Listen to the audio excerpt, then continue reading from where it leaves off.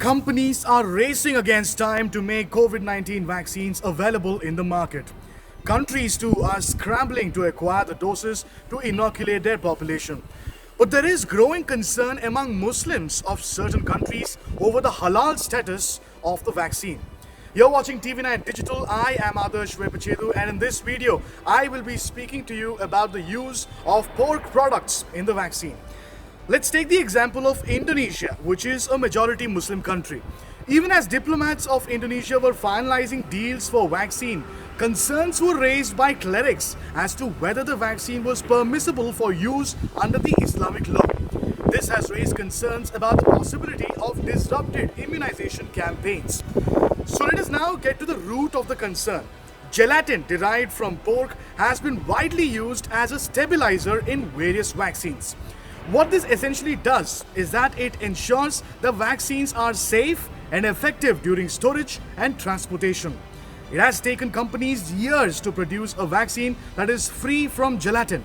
But given the demand, existing supply chains, cost and shorter shelf life of vaccines not containing gelatin derived from pork, the ingredient is likely to continue to be used in a majority of the vaccines for the years to come. Talking about the current vaccines for COVID-19 that will be rolled out, spokespersons of Pfizer, Moderna and AstraZeneca have categorically stated that pork products are not part of their COVID-19 vaccines.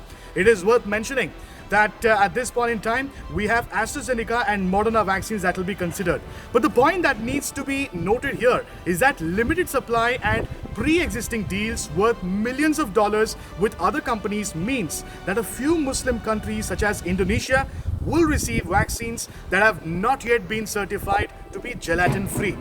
This essentially presents a dilemma for various religious communities such as Orthodox Jews and Muslims, where the consumption of pork products is deemed religiously unclean. In the many past debates that were held over the use of pork-based gelatin, the majority consensus has been that it is permissible under Islamic law, as greater harm would occur if the vaccines weren't used. The consensus among Jews is that eating pork or using pork is only forbidden when it's natural way of eating it, and that if it is injected, there is no prohibition, especially when it comes to sickness and diseases. Now in 2018, the Indonesian Ulema Council, which is the Muslim clerical body that issues certification that a product is halal or permissible under Islamic law, affirmed that the measles and rubella vaccines were haram or unlawful because of the presence of gelatin. Soon enough, religious and community leaders began to urge parents to not allow their children to be vaccinated. The result? Measles cases spiked so much that Indonesia had the third highest rate of the disease in the world. Eventually, a decree was issued by the Muslim clerical body permitting the use of vaccine. Despite that, cultural taboos and in fact, they led to low vaccination rates all over the country. Governments across the world have taken various steps to deal with this very issue. In Malaysia, for instance, halal status of vaccines has been identified as the biggest issue among Muslim parents.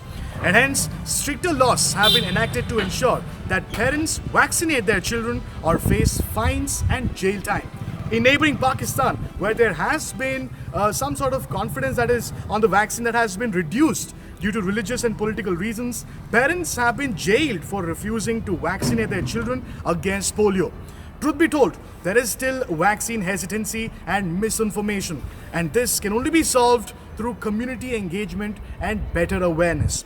Do let us know in the comment section below as to what you feel about how various countries are dealing with this particular issue, and how this COVID-19 vaccination, the use of gelatin, at least in some vaccines, may as well prove to be an issue when it comes to the overall immunization drive. And yes, if you've liked the content that I've presented to you, like and share this video. Do not forget to subscribe to TV9 Digital on YouTube, Facebook, Instagram and Twitter. Many thanks for joining us.